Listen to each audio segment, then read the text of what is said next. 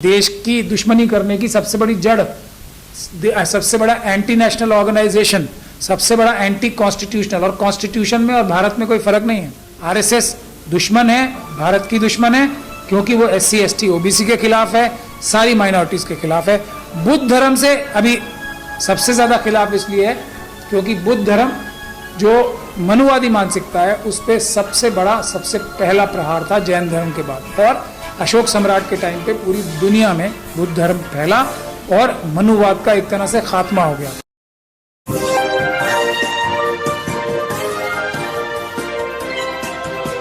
पल न्यूज से मैं हूं आपके साथ नदीम अकरम। बामसेफ के राष्ट्रीय अध्यक्ष वामन मेश्राम साहब के एक ऐलान से खासतौर पर राष्ट्रीय स्वयंसेवक संघ में जो खलबली मची है उसकी तस्वीरें लोगों के सामने आई, क्योंकि एक ऐलान किया जाता है कि आरएसएस हेडक्वार्टर को नागपुर में घेरा जाए, जो कि तस्वीर लोगों के सामने आई और 1 लाख से ज्यादा लोग आरएसएस हेडक्वार्टर पहुंचने की कोशिश करते हैं, पर पुलिस प्रशासन अपना बल प्रयोग करके उन्हें रोकने की कोशिश करता है। पर दुनिया भर में वामन मेश्राम साहब जो हैं पूरी तरीके से छाए रहे और इसी बीच आरएसएस बैन की मांग भी तेज हो गई है। इसी पर बात करने के लिए हमारे साथ एडवोकेट महमूद पराचा साहब मौजूद हैं। सर, किस तरीके से देखते हैं वामन मेश्राम साहब के इस कदम को, क्योंकि इससे पहले ना तो कोई राजनीतिक पार्टी दम दिखा पाई है और ना ही कोई मुस्लिम तंजीम दम दिखा पाई है कि नागपुर में भी हेडक्वार्टर को घेरा जा सकता है। देखिए, मनुवादियों की जो सबसे बड़ी दुश्मनी है, या ये समझा जाए कि जिसके सबसे ज़्यादा खिलाफ हैं, वो शेड्यूल कास्ट, शेड्यूल ट्राइब और OBC समाज के लोग हैं। मुसलमानों से उनकी दुश्मनी या दूसरी माइनॉरिटी से, क्रिश्चियन से, सिख से और बौद्ध से। बौद्ध समाज एक अलग समाज है, उसमें मैं अलग से आऊँगा, लेकिन क्रिश्चियन, सिख और मुस्लिम समाज से जो RSS की और मनुवादी मानसिकता की दुश्मनी है वो ये है कि अब तक सैकड़ों हज़ारों साल से इन लोगों ने जो अपने ही समाज का बता के लोगों को गुलाम बना के रखा है, और उनका मतलब ना पढ़ने लिखने का अधिकार, ना प्रॉपर्टी रखने का अधिकार, ना सड़क पे चलने का अधिकार, ना एक जगह से पानी पीने का अधिकार, उनकी महिलाओं की बेइज्जती। ये एक कानून था ये सब कार्य करने के लिए, जो एक मनुस्मृति के माध्यम से लागू होता। तो सबसे बड़ी दुश्मनी और अब सबसे बड़ा डर भी SC ST और OBC, जिनको वो लोग हिंदू समाज का कहना चाहते हैं और जो स्वयं इस बात को कहते हैं कि हम हिंदू नहीं हैं, उनसे ही उनकी असली लड़ाई है। मुस्लिम कम्युनिटी को तो एक तरीके से इस्तेमाल किया जाता है ताकि एक कॉमन दुश्मन दिखाकर, जो कि दुश्मन है भी नहीं, एक झूठा दुश्मन दिखाकर बाकी लोगों को इकट्ठा किया जा सके, और इन जो मेजॉरिटी 70, 75, 85% लोग जो हैं मनुवादियों के अलावा, उनका हक मारा जा सके, उनकी रोजगार छीना जा सके, उनकी ज़मीनें छीनी जा सकें,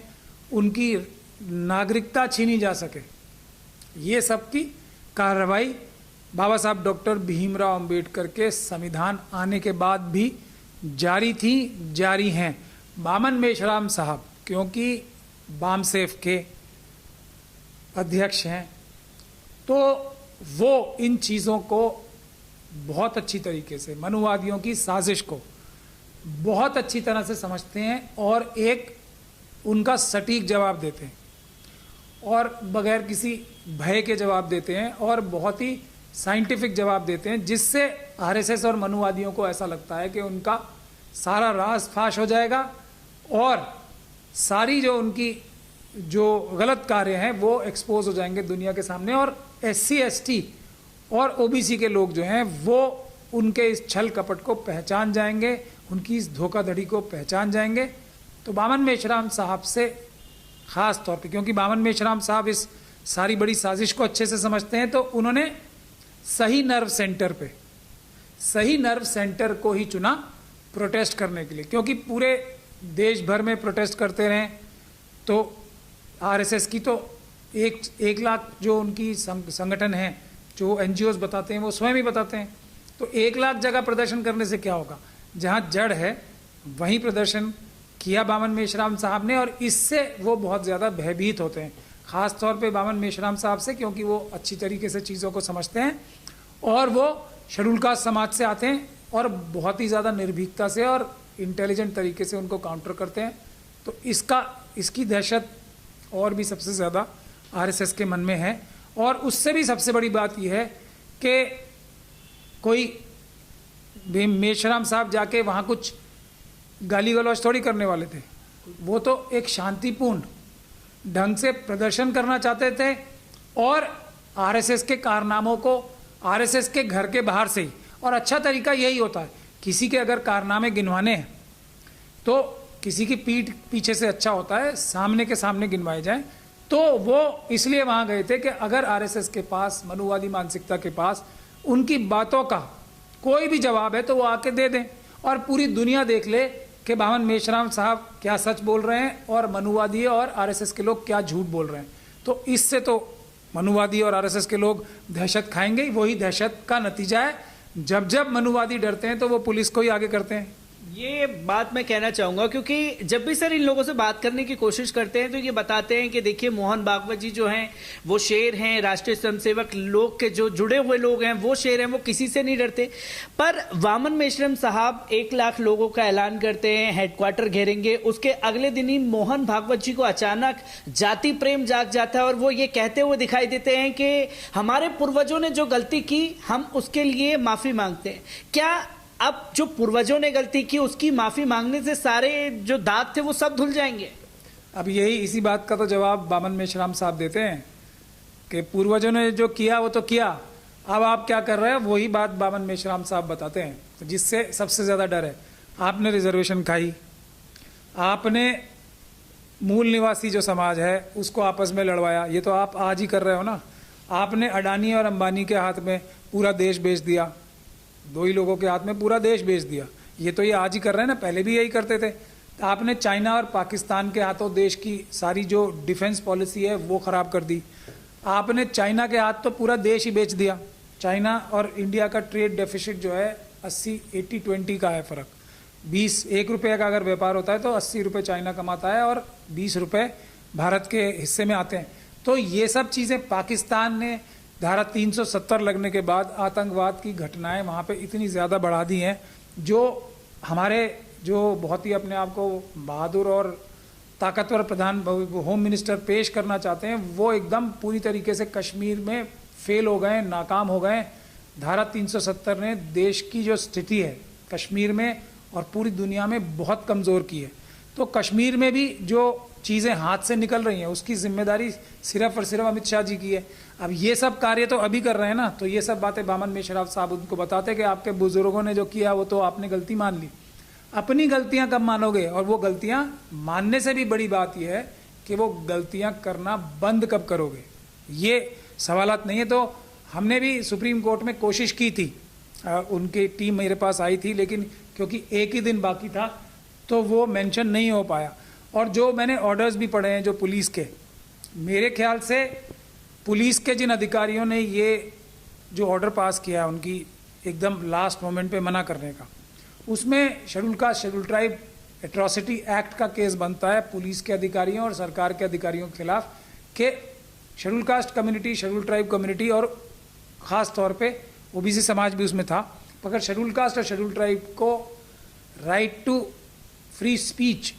और राइट टू प्रोटेस्ट जो है, प्रदर्शन करने का जो हक है, वो उनका गैर कानूनी ढंग से रोका गया, क्रश किया गया।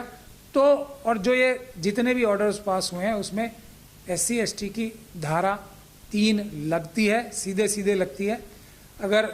वो कार्रवाई करना चाहेंगे तो वो सारे अफसर जेल जाएंगे जिन्होंने ये इस पे बैन लगाया या इसको रोकने की कोशिश की। क्योंकि सर लगातार जो है आरएसएस बैन की मांग भी तेज हुई, क्योंकि कल ही वामन मेश्राम साहब ने कहा कि मैं अपने सुप्रीम कोर्ट के लीगल एडवाइजरों को ये आदेश देता हूं कि नोटिस बार बार मांगा जा रहा था कि आप नोटिस दिखाइए, पुलिस कमिश्नर नोटिस नहीं दिखाते और जबरन जो है गिरफ्तारी दिखाते हैं कि वामन मेश्राम साहब को अंदर डाल दिया है तो तमाम लोग खामोश बैठ जाएंगे। और फिर वामन मेश्राम बाहर आते हैं और कहते हैं कि इस बार जो है 11 लाख लोग जेल भरो आंदोलन करेंगे आरएसएस बैन करने को लेकर के। किस तरीके से सराहनीय कदम देखते हैं? और इससे पहले कोई राजनीतिक पार्टी इतना बड़ा दम क्यों नहीं दिखा पाई, या कोई मुस्लिम संगठन इतना बड़ा दम क्यों नहीं दिखा पाया जो आज वामन मेश्राम कर रहे हैं? और अगर वामन मेश्राम कर रहे हैं तो तमाम लोग साथ क्यों नहीं आ रहे? देखिए, मैं आपको क्या बोलता हूँ, सारी पॉलिटिकल पार्टीज़ में आरएसएस के लोग एकदम अंदर तक, हाई कमांड तक घुसे हुए हैं, कोई भी पॉलिटिकल पार्टी हो। अगर किसी भी पॉलिटिकल पार्टी की हाई कमांड ये आरएसएस के जो जासूस भेजे गए हैं और जो उनके बड़े बड़े ओहदों पे बैठे हुए हैं, बड़े बड़े सलाहकार बने हुए हैं, वो उनसे इतना सा भी आज़ाद होगी तो सीधे के सीधे आरएसएस बैन करने की डिमांड करेगी। और आरएसएस बैन होने के इतने ज़्यादा सबूत, इतने ज़्यादा तथ्य मौजूद हैं कि किसी भी और संस्था की तरफ आंख उठा के भी देखने से पहले एनआईए को और भारत सरकार को, अगर उसमें ईमानदार ऑफिसर्स कुछ हैं, उन्होंने तो ज़रूर फाइलें मूव की होंगी, हमारी जानकारी में नहीं है। तो अगर उन ईमानदार ऑफिसर्स की बात सुनी जाएगी तो बजरंग दल, विश्व हिंदू परिषद, हिंदू सेना और पता नहीं कितने इस प्रकार के नाम हैं जो इन्होंने अपने संस्थाएं बना रखी हैं, और उनका नर्व सेंटर सब आरएसएस है। आरएसएस की प्लानिंग के बगैर, आरएसएस की डायरेक्शन के बगैर ना विश्व हिंदू परिषद कुछ काम कर सकती है, ना बजरंग दल कुछ काम कर सकती है, ना हिंदू सेना कुछ काम कर सकती है, ना ही बीजेपी के एक साहब सिंह वर्मा साहब के लड़के हैं ना, जो क्या नाम है उनका, नाम भूल, प्रवेश वर्मा, ना ही वो इस प्रकार की बदतमीजी के बयान दे सकते हैं, ना कपिल मिश्रा इस तरह की इलीगल और टेररिस्ट एक्टिविटीज़ कर सकते हैं, ना नूपुर शर्मा साहिबा इस तरह की बयानबाजी कर सकती है। ये सब की सब आरएसएस की शतरंज के मोहरे हैं, वो किसको कब आगे करे ये उनके हाथ में है। और दूसरी बात एक और महत्वपूर्ण है कि दूसरी पॉलिटिकल पार्टीज़ में भी ये सब लोग बैठे हैं और वहाँ की पॉलिसीज़, उन पॉलिटिकल पार्टीज़ की पॉलिसीज़ को गलत डायरेक्शन में ले जाते हैं, और उनके टॉप लीडरशिप में डर पैदा करने का काम आरएसएस के लोग ही कर रहे हैं। ये चीज़ बहुत महत्वपूर्ण है। और आप लोगों ने देख लिया, आप पूरी दुनिया में, और मैं इस बात को बार बार कहता हूँ अपने समाज के लोगों से भी, मुस्लिम समाज के लोगों से भी, और SC ST OBC और माइनॉरिटीज़ के लोगों से क्या कहता हूँ कि आज देश में 80% काम पीसफुल प्रोटेस्ट से होना है, 20% काम हम वकीलों का है जो हम कोर्ट के माध्यम से करा सकते हैं। लेकिन हमें भी जब हौसला और हमें भी जब न्याय की उम्मीद ज़्यादा बढ़ जाएगी, जब 80% लोग पीसफुल प्रोटेस्ट करें और आरएसएस के खिलाफ कहें तो करें, तो जड़ ही खत्म हो जाएगी बीमारी की। देश में देश की दुश्मनी करने की सबसे बड़ी जड़, सबसे बड़ा एंटी नेशनल ऑर्गेनाइजेशन, सबसे बड़ा एंटी कॉन्स्टिट्यूशनल, और कॉन्स्टिट्यूशन में और भारत में कोई फ़र्क नहीं है। भारत का संविधान और उसकी रूह ही भारत है। एक तो भारत की जनता भारत है और दूसरा संविधान भारत है, दोनों का मिक्सचर भारत है। संविधान और देश की जनता जब मिलती है वो भारत देश है। तो इस कॉन्सेप्ट की आरएसएस दुश्मन है, भारत की दुश्मन है, क्योंकि वो SC ST OBC के खिलाफ है, सारी माइनॉरिटीज़ के खिलाफ है। बुद्ध धर्म से अभी सबसे ज़्यादा खिलाफ इसलिए है क्योंकि बुद्ध धर्म जो मनुवादी मानसिकता है उस पर सबसे बड़ा, सबसे पहला प्रहार था जैन धर्म के बाद, और अशोक सम्राट के टाइम पे पूरी दुनिया में बुद्ध धर्म फैला और मनुवाद का एक तरह से खात्मा हो गया था। वो तो अशोक के वंशज जो थे उनको धोखे से मार कर, धोखे से ख़त्म करके मनुवाद दोबारा स्थापित किया गया, और आज भी वही स्थिति है। तो बावन मेश्राम साहब इसको समझते हैं, इसीलिए पीसफुल प्रोटेस्ट कर रहे हैं। यही हम SC ST OBC और माइनॉरिटीज़ के लोगों का सबसे बड़ा तरीका है, हथियार है, औजार है। इससे हम 100% जीतेंगे।